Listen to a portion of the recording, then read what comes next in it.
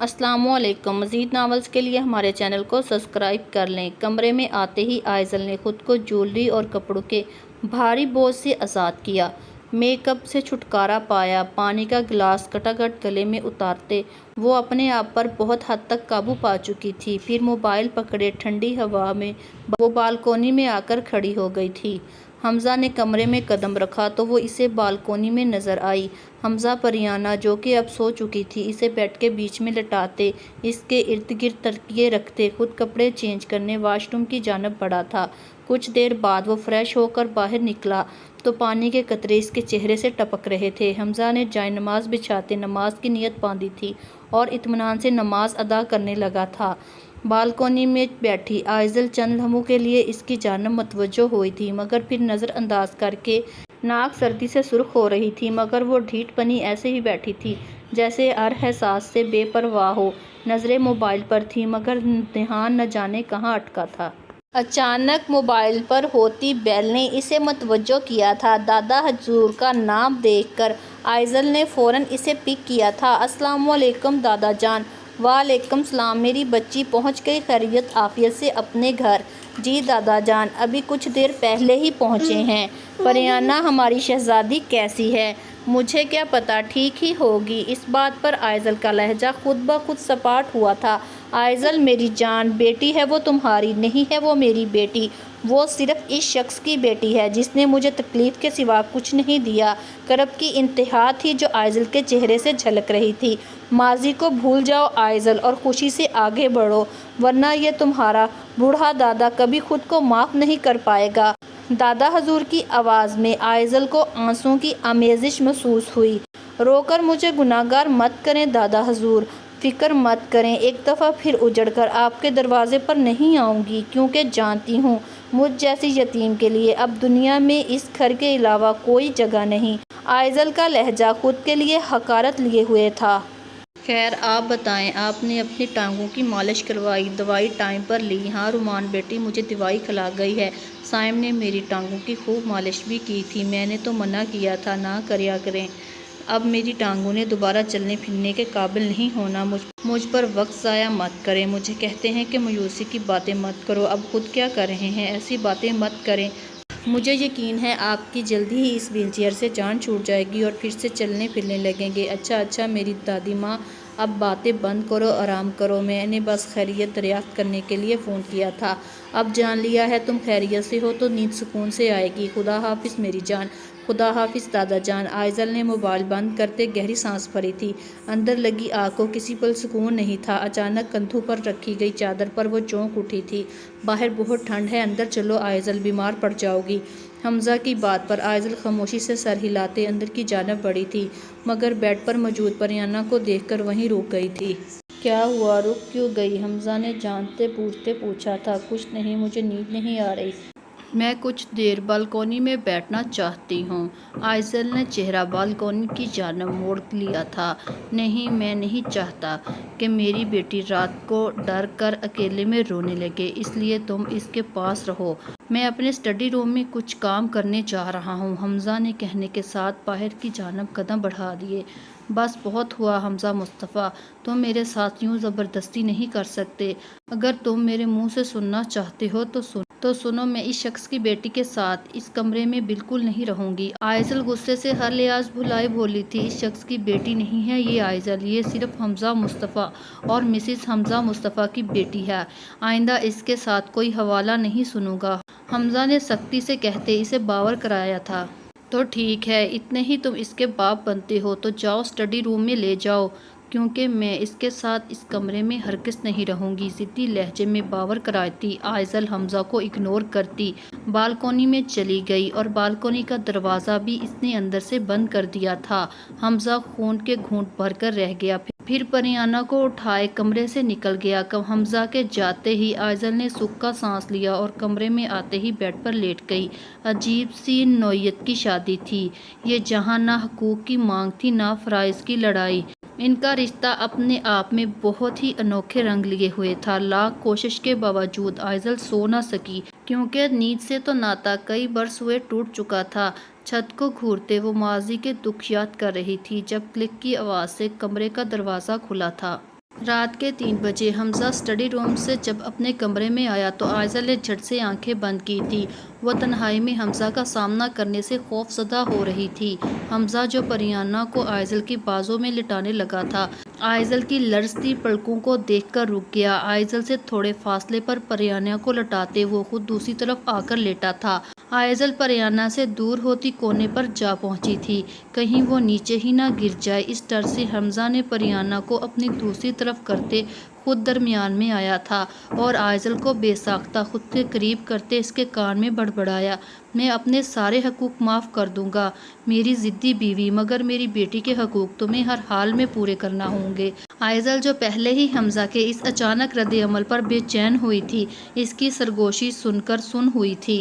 محبت اور عشق کے نہ جانے کون سی حدود میں داخل ہو چکا تھا وہ دیوانہ شہزادہ جو محبوب سے جنگ کر رہا تھا، وہ بھی محبوب کی خوشیوں کی خاطر۔ محبت صدقے واری جا رہی تھی اپنی سلطنت کے اس خوبرو شہزادے کے جو انجانے اس نگر میں ایک عظیم داستان لکھنے والا تھا۔ دوسری طرف آئزل نہ جانے کتنی دیر سانسیں روکے ایک ہی جگہ ساکن لیٹی رہی۔ حمزہ کے سونے کا یقین کرتے وہ فوراً ہی اٹھ کر صوفے پر لیٹی تھی، مگر نیند ہزاروں کوششوں کے بعد آج بھی اسے نہیں آئی تھی۔ تھک ہار کر اس نے اپنے سوٹ کیس سے نیند کی گولیاں ڈھونڈ لی تھیں۔ صبح جس وقت آئزل کی آنکھ کھلی تو نظر سامنے گھڑی پر پڑی جو دن کے 11 بجا رہی تھی۔ باہر سے آتی آوازوں کو سننے کے باوجود اس کا اٹھ کر باہر جانے کا کوئی موڈ نہیں تھا، اس لیے دوبارہ سے اس نے آنکھیں بند کر کر لیٹ گئی، مگر جلد ہی اس کی آنکھ کمرے میں گونجتی بچے کی رونے کی آواز پر کھلی تھی۔ آئزل تیزی سے اٹھ بیٹھی تھی۔ سنو، اٹھ جاؤ، وہ رو رہی ہے، حمزہ کو ہلاتے آئزل خوفزدہ لہجے میں بول رہی تھی۔ اس کے سر میں پریانہ کی رونے کی آواز سے ٹیسیں اٹھنے لگی، سر عجیب سے درد سے دوچار ہو رہا تھا۔ وہ سر پکڑے بیڈ پر بیٹھتی چلی گئی۔ میں نے کہا اٹھ جاؤ حمزہ، یہ لڑکی رو رہی ہے، چپ کرواؤ، میرا سر پھٹ جائے گا، آئزل درد کی شدت سے چیخی تھی۔ ہاں کیا ہوا؟ رات بھر کا جاگا ہوا حمزہ جو فجر کی نماز پڑھ کر ہی سویا تھا، نیند سے کچی آنکھیں لیے اٹھا تھا۔ یہ رو رہی ہے، اسے بھوک لگی ہے، باہر لے جاؤ اسے ورنہ پاگل کر دے گی مجھے۔ آئزل سر پر ہاتھ رکھتے اٹھی تھی اور چھوٹے چھوٹے قدم اٹھاتی اپنے بیگ کے پاس پہنچی تھی۔ کانپتے ہاتھوں سے بیگ سے ایک میڈیسن کا باکس نکالتے اس نے اپنے سر کو دوبارہ جھٹکا تھا۔ حمزہ حیران پریشان پریانہ کو گود میں اٹھائے تیزی سے اس کے قریب آیا تھا۔ آئزل کیا ہوا؟ تمہاری طبیعت ٹھیک نہیں لگ رہی۔ میں نے کہا اس لڑکی کو دور لے جاؤ مجھ سے ورنہ میرا سر پھٹ جائے گا درد سے۔ آئزل کی حالت قابل رحم تھی۔ حمزہ مجبوری میں لب پیچھے پیچھے ہٹا، جاتے جاتے وہ پانی کا گلاس آئزل کو دینا نہ بھولا تھا۔ آئزل نے کانپتے ہاتھوں سے ایک گولی منہ میں رکھتے پانی پیا تھا۔ پریانہ کے کمرے سے جاتے ہی وہ گہرا سانس بھرتی وہیں کلین پر چٹ لیٹ گئی۔ اس کی حالت ایک نفسیاتی مریض سے کم نہیں لگ رہی تھی۔ حمزہ نے پریانہ کو سینے سے لگاتے تھپک کر اسے چپ کروانے کی کوشش کرتے اسے لیے باہر کی جانب بڑھا، جہاں کچن میں اسے رحیلہ بیگم مل گئی تھی۔ کیا ہوا بیٹا؟ یہ کیوں رو رہی ہے؟ کچھ نہیں اماں جان، ساتھ کی طرح اب وہ بھی انہیں اماں جان کہنے لگا تھا۔ بس بھوک لگی ہے، آپ پلیز دودھ گرم کر کے دے دیں، میں اسے دودھ پلاتی ہوں، تم جاؤ آرام کر لو بچے، لگتا ہے تمہاری نیند نہیں پوری ہوئی، پھر رات کو تم نے ولیمہ بھی اٹینڈ کرنا ہے۔ حمزہ کی آنکھوں کو دیکھتے رحیلہ بیگم نے پیار سے کہا تھا۔ کوئی بات نہیں اماں جان، میں بس اب نہیں سوؤں گا، ویسے بھی ولیمے سے پہلے مجھے اور سعد کو ایک میٹنگ میں جانا ہے، آپ پلیز میرے کپڑے نکلوا دیجیے۔ حمزہ ملازمہ کے ہاتھ سے دودھ کی بوتل لیتے ہوئے بولا، پھر پریانہ کو دودھ پلاتے محبت سے بول رہا تھا، ارے ارے میری لاڈو کو اتنی بھوک لگی ہے، بابا صدقے جائے میری جان۔ پریانہ کے ماتھے پر بوسہ دیتے وہ اسے لیے باہر لانچ میں بیٹھی بھی جان کی جانب بڑھا تھا۔ رحیلہ بیگم نے محبت پاش نظروں سے اپنے اس بیٹے کو دیکھا جو کچھ وقت میں انہیں بہت عزیز ہو گیا تھا۔ پریانہ کو کچھ دیر کے لیے بھی جان کو پکڑاتے جو کہ پیٹ پوجا کے بعد اب کھیلنے لگی تھی۔ حمزہ خود کو آئزل کو سوچتے ہوئے کمرے کی جانب بڑھا تھا۔ آئزل کا انداز اسے کہیں سے بھی نارمل نہیں لگا تھا، تو کیا بہت کچھ ایسا تھا جو اس سے چھپا ہوا تھا؟ کمرے میں داخل ہوتے ہی اس کی نظر اسکن اور سرخ رنگ کے امتیاز کے ہلکا پھلکا سوٹ پہنے، الجھے بالوں کو گول مول کر کے جوڑے کی شکل میں ڈالے بیزار سا چہرہ لیے بیٹھی آئزل پر پڑی، جس کی نظریں ٹی وی اسکرین پر جمی ہوئی تھیں۔ حمزہ پرسوچ نظروں سے اسے دیکھتا خاموشی سے اپنے کپڑے نکالتا فریش ہونے چل دیا۔ بلیک فارمل سوٹ پہنے، بالوں کو سلجھا کر رائل سی خوشبو خود پر چھڑکتے دوبارہ سے ڈریسنگ روم کی طرف گیا تھا۔ جب واپس آیا تو اس کے ہاتھ میں ایک نیوی بلو فراک تھی جس کے گلے اور دامن پر کوڑے اور موتیوں کا کام کیا گیا تھا۔ یہ لو آئزل، جلدی سے تیار ہو جاؤ، پھر میں تمہیں ناشتے کے لیے نیچے لے جاؤں گا۔ آج آفس میں بہت اہم میٹنگ ہے، سو اس لیے ناشتے پر تمہارا ساتھ نہیں دے سکوں گا، معذرت۔ نارمل انداز میں حمزہ نے ہاتھ میں پکڑا سوٹ آئزل کی گود میں رکھا تھا، ریموٹ اس کے ہاتھ سے پکڑتے پھر خود ہی ٹی وی بند کر دیا تھا۔ اس سوٹ میں کیا خرابی ہے جو میں نے ابھی پہنا ہوا ہے؟ صاف ستھرا تو ہے، اور میں سب کے درمیان بیٹھ کر کھانا نہیں کھاؤں گی، تم یہیں منگوا لو۔ حمزہ کو نظر انداز کرتے آئزل نے دوبارہ اسے ریموٹ پکڑنا چاہا تھا۔ اس سوٹ میں کوئی خرابی نہیں، بس بات یہ ہے مجھے اپنی بیوی کو ہلکے رنگوں کے کپڑوں میں دیکھنا پسند نہیں، اس لیے آج سے تم چوک رنگ پہنو گی۔ اور جہاں تک رہی کھانے کی بات تو ٹھیک ہے، وہ ملازمہ سے کہہ کر یہیں منگوا دیتا ہوں۔ حمزہ نے ریموٹ آئزل سے دور کیا تھا اور سائڈ ٹیبل پر پڑی اپنی گھڑی اٹھاتے پہننے لگا۔ مجھے یہ چونچلے بالکل پسند نہیں، اور نہ ہی میں تمہاری پابند ہوں۔ یہ مت سوچنا مسٹر حمزہ مصطفیٰ کہ اب میں سانس بھی تمہاری مرضی سے لوں گی، خبردار مجھ پر روب ڈالنے کی کوشش بھی مت کرنا۔ آئزل کا حمزہ کا نارمل انداز چبھ رہا تھا، اس لیے غصے سے چیخ اٹھی تھی، آواز آہستہ، مادام تمہارے غریب شوہر کے گھر کے کمرے ساؤنڈ پروف نہیں۔ آئزل کے چہرے کو ہاتھوں میں پکڑتے حمزہ نے اس کے ماتھے پر بوسہ دیتے ہوئے کہا تھا۔ یہ سب اتنا جلدی ہوا تھا کہ آئزل کی سرخی مائل آنکھیں پھٹی کی پھٹی رہ گئی، چہرے پر پسینہ آیا، ماتھے پر سلوٹیں ابھری تھیں۔ ایسے مت دیکھیں میڈم، ورنہ آپ کا یہ نکما شوہر آج کام پر نہیں جا پائے گا۔ کہیں ایسا نہ ہو سعد میری قسمسی پر مجھے کام سے نکال دیں، کیونکہ کمپنی میں 55% شیئر سعد کے ہیں۔ معصوم سا چہرہ بناتے حمزہ نے آخر میں انگلی سے آئزل کے متھے پر آئی سلوٹیں سیدھی کی تھیں۔ آئزل ہوش میں آتی ہونٹ کے گھونٹ بھر کر گرائی تھی۔ آخر تم سمجھتے کیا ہو خود کو حمزہ مصطفیٰ؟ تم اتنی آسانی سے اس رشتے کو کیسے قبول کر سکتے ہو، جبکہ میں اس رشتے کو 1 انچ راضی بھی نہیں ہوں؟ نفرت کرتی ہوں تم سے، میں ناچیز خود کو تمہارا شوہر نامدار سمجھتا ہوں۔ اس رشتے کو قبول کرنے کا تو سوال ہی فضول ہے، کیونکہ یار سب کے سامنے 3 دفعہ قبول کہہ کر ہی تو تمہیں لایا ہوں، اور تمہارے راضی نہ ہونے کی بات کوئی معنی نہیں رکھتی۔ آخر تم نے بھی علانیہ قبول ہے کہہ کر اپنی مرضی تو دی تھی۔ حمزہ نے مزے سے کہتے گاڑی کی چابیاں پکڑتے اپنی جیب میں رکھی تھی، پھر آئزل کے قریب جھکتے گمگین لہجے میں بولا تھا، جانتی ہو محبت سے زیادہ نفرت طاقتور ہوتی ہے۔ یہ میری خوش بختی ہے کہ تمہارے دل میں میرے لیے محبت سے بھی زیادہ طاقتور جذبہ موجود ہے۔ آئزل حمزہ کی سرگوشی پر دھنگ رہ گئی۔ اس حاضر جواب اور کانفیڈنس حمزہ کو دیکھتے آئزل بڑبڑائی تھی، تم ایسے تو نہیں تھے۔ ہاں میں ایسا نہیں تھا، مگر ہو گیا ہوں، کیونکہ دنیا بہت شفاف ہے اور یہاں دبے ہوئے لوگوں کی جگہ نہیں ہے۔ پہلی بار آئزل نے کل رات سے اب تک کی گفتگو کے دوران حمزہ کے چہرے پر اتنی سختی اور کرختی دیکھی تھی۔ اس حمزہ کو تو وہ پہلے کبھی نہیں جانتی تھی۔ وقت انسان کو سچ میں بدل کر رکھ دیتا ہے۔ ایسے دیکھو گی تو کہیں نہیں جا پاؤں گا میڈم، اس لیے چلو جاؤ، تیار ہو جاؤ، بعد میں اپنے شوہر کو تسلی سے نہار لینا۔ یقین کرو یہ حمزہ مصطفیٰ تمہاری ایک نظر کرم پر جان دینے کو تیار ہے۔ حمزہ منٹوں میں چہرے کے تاثرات بدلتا، بے شرمی سے آنکھ مارتا آئزل کے سامنے چٹکی بجاتے بولا تھا، زیادہ مجھ سے فری ہونے کی ضرورت نہیں، میں ہرگز چینج نہیں کروں گی، میں خود کو ایسے ہی پسند ہوں تو ایسے ہی رہوں گی، کسی کے لیے اب خود کو نہیں بدلوں گی، کیونکہ لوگوں کی خواہشیں پورے کرنے کا ٹھیکہ میں نے نہیں لے رکھا۔ آئزل اپنے خول میں سمٹی ہٹ نرمی اور تلخی سے بولی تھی۔ حمزہ نے اسے دیکھتے گہری سانس بھری تھی۔ آئزل کو زندگی کی طرف واپس لانے کے لیے ایک لمبی محنت درکار تھی۔ ٹھیک ہے میں ناشتہ بھجوا دیتا ہوں، اللہ حافظ۔ آئزل کے ماتھے پر ایک بار پھر بوسہ دیتے وہ تیزی سے باہر کی جانب بڑھا تھا۔ ٹھرکی انسان، اب اگر تم میرے نزدیک آئے تو مار مار کر بھوسا بنا دوں گی، مفت کا مال سمجھ رکھا ہے کیا؟ آئزل حمزہ کی جانب تکیہ پھینکتے چیخی تھی، مفت کا نہیں ڈارلنگ، قانونی اور شرعی ملکیت سمجھا ہے؟ حمزہ آئزل کو چھیڑتے تیزی سے یہ جا وہ جا ہوا تھا۔ ہمدردی کا بخار کچھ زیادہ ہی چڑھ کر بول رہا ہے منحوس انسان کے، اس لیے مدر ٹریسا کا جانشین بن رہا ہے، کچھ دنوں میں واپس اپنی اوقات میں آ جائے گا۔ ماتھے پر جلتے حمزہ کے لمس کو مٹاتے آئزل تلخ کلامی کرتے ہوئے واپس اپنی سابقہ حالت میں چلی گئی۔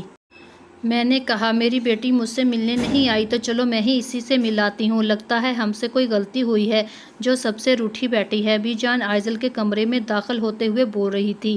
ایسی کوئی بات نہیں بی جان، بس کل کی تھکاوٹ تھی اس لیے آپ سے ملنے نہیں آ سکی، آپ مجھے بلا لیتی، خود کیوں آ گئی؟ آئزل شرمندہ ہوتے ان کے ہاتھ پکڑتے ان کو بیڈ پر بٹھاتے ہوئے بولی تھی۔ لو میں نے کہا اب کیا بچی کو تنگ کرنا، خود ہی چلی جاتی ہوں، اور تم ایسے پھیکے رنگ پہن کر کیوں بیٹھی ہو؟ نئی نویلی دلہن ہو، تمہیں گہرے گہرے رنگ پہننے چاہیے، چلو اٹھو تیار ہو جاؤ۔ بی جان میرا دل نہیں چاہ رہا تیار ہونے کو، ویسے بھی ان کپڑوں میں کیا برائی ہے؟ ہاں میں مانتی ہوں میری جان ان میں کوئی برائی نہیں، لیکن میں اپنی بیٹی کو سجے سورے دیکھنا چاہتی ہوں، کیا میری گڑیا میرے لیے اتنا بھی نہیں کرے گی؟ بی جان کے لہجے میں ایک مان تھا جس وجہ سے آئزل چاہ کر بھی انکار نہیں کر پائی تھی۔ نہ کرنے کے باوجود بی جان نے آئزل کو خوب تیار کروا دیا تھا۔ اب لگ رہی ہو نا میری شہزادی؟ آئزل کے ماتھے پر بوسہ دیتے وہ صدقے واری جا رہی تھی۔ سرخ امبرائڈری والے سوٹ میں ہلکے پھلکے میک اپ میں غمزدہ آنکھیں لیے آئزل ایک حسین مورت لگ رہی تھی۔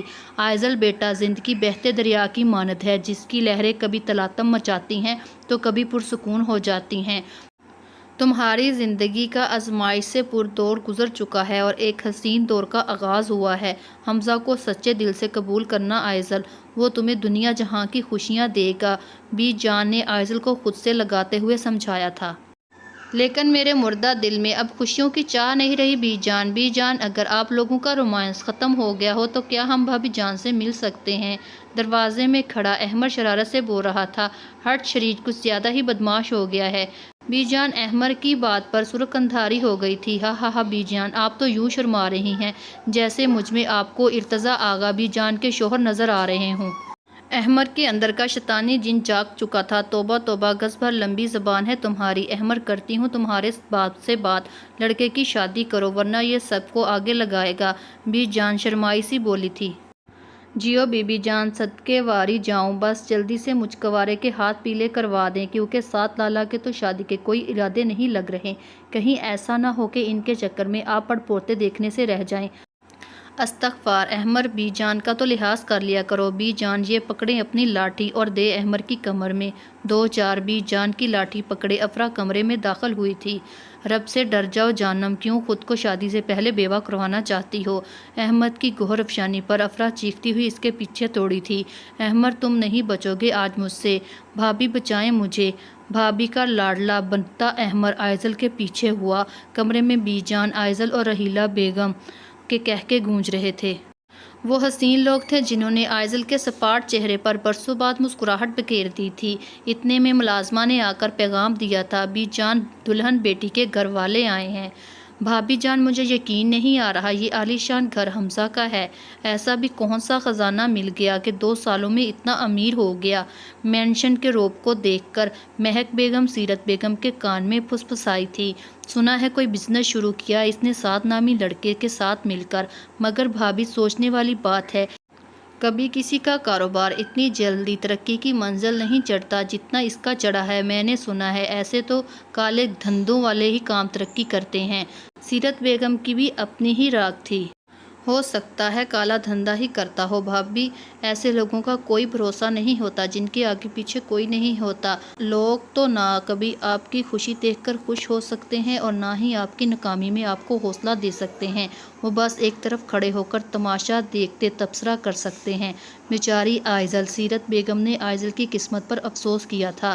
ارے کہاں کی بیچاری پوری منحوس لڑکی ہے، پہلے میرے بیٹے آہت کو مجھ سے چھین لیا اور میرے چھوٹے بیٹے کو اپنے حسن کے جال میں پھنسا کر سب سے دور کر دیا، پچھلے 2 سالوں سے سب گھر والوں سے دور، دیکھ نہیں رہی کیسے آئزل آئزل کرتا پھر رہا ہے؟ ارے آپ دونوں نے ابھی تک کھانے کو کچھ لیا ہی نہیں۔ اس سے پہلے کہ سیرت بیگم کچھ کہتی، رحیلہ بیگم انہیں مخاطب کرتی ہوئی بولی، شکریہ لے رہے ہیں؟ اپنے قریب بیٹھی رحیلہ بیگم کو دیکھتے مہک بیگم شیریں لہجے میں بولی تھی، ویسے بہن جی برا نہ مانے تو ایک بات پوچھوں، آپ لوگ کہاں سے ہیں اور حمزہ کو کب سے جانتے ہیں؟ میرا مطلب ہے کہ جس طرح آپ سب گھل مل رہے ہیں لگتا ہی نہیں وہ پرایا ہے، مہک بیگم نے ٹو لینے کی کوشش کرتے ہوئے بولی تھی۔ بہن جی ہمارا تعلق پیچھے سندھ کے علاقے سے ہے، میرے شوہر کا پھلوں کے امپورٹ ایکسپورٹ کا کاروبار تھا یہاں سے، تو ہمیں یہاں منتقل ہونا پڑا۔ پھر سعد نے کہا کہ وہ الگ فیلڈ میں پڑھنا چاہتا ہے، تو آئی ٹی فیلڈ میں اس نے ایڈمیشن لیا۔ وہیں اس کی ملاقات حمزہ سے ہوئی تھی۔ حمزہ نے میرے بیٹے کا اپنے شہر میں بہت خیال رکھا تھا، وہ آپ لوگوں کے گھر بھی گیا تھا 1-2 بار شاید، تبھی سے وہ دونوں دوست ہیں۔ پھر حمزہ اور سعد نے مل کر کاروبار کرنے لگے، تو اسی وجہ سے وہ بچہ ہمارے اور قریب آ گیا۔ سادہ دل رحیلہ بیگم بولنے لگی تو بولتی ہی گئی، جی گیا ہوگا، مگر ہمارے ہاں غیر مردوں کو صرف مہمان خانے تک ہی رکھا جاتا ہے، اسی لیے ہمیں نہیں پتہ اس کا، مہک بیگم طنزیہ لہجے میں بولی تھی۔ ان کی بات کا مطلب کو سمجھنے کے باوجود رحیلہ بیگم اگنور کر گئی تھی۔ یہ آپ کی بیٹی ہے، پریانہ کے ساتھ کھیلتی افرا کو پرسوچ نظروں سے دیکھتے سیرت بیگم شیریں لہجے میں بولی تھیں۔ جی میری اکلوتی بیٹی ہے، اچھا اس کا رشتہ کہیں کیا ہے؟ ویسے بھی اچھی شکل و صورت اور خوش اخلاق لڑکیاں گھر کی زینت ہوتی ہیں، جس بھی گھر جائیں خوشیاں لاتی ہیں۔ سیرت بیگم کو افرا اپنے بیٹے دائم کے لیے پسند آئی تھی۔ ویسے بھی وہ جدی پشتی رئیس، اوپر سے پٹھانی خوبصورتی سے مالا مال لڑکی سے کون کافر انکار کر سکتا ہے؟ جی یہ میرے جیٹ کے بیٹے کی مانگ ہے۔ اچھا بہن، مجھے تھوڑا کام ہے، میں وہ دیکھ لوں۔ رحیلہ بیگم کو اب دونوں عورتیں عجیب لگی تھی، اس لیے وہ تھوڑا اکھڑ لہجے میں کہتی ہوئی اٹھی تھیں، ہم نخرے تو دیکھو، اتنی بھی خوبصورت بیٹی نہیں۔ اپنی بے عزتی پر بمشکل غصے کو قابو کرتے ہوئے سیرت بیگم بولی تھی۔ مہک بیگم سیرت بیگم کی حالت پر دبے لبوں سے مسکراتے چائے کا کپ منہ کو لگا گئی تھیں۔ سائم لالا، پھر آپ کب کھلا رہے ہیں ہمیں اپنا ولیمہ؟ احمر سائم کے کندھے پر ہاتھ رکھتے شرارت سے بولا تھا۔ مقصد سامنے بیٹھی رومان کو چھیڑنا تھا، جو افرا کے ساتھ گپیں لگا رہی تھی۔ وہ تو تم بھول ہی جاؤ بیٹا، رومان کے چہرے کو فوکس میں رکھتے سائم نے بے دردی سے آہستہ آواز میں تیر چلایا تھا۔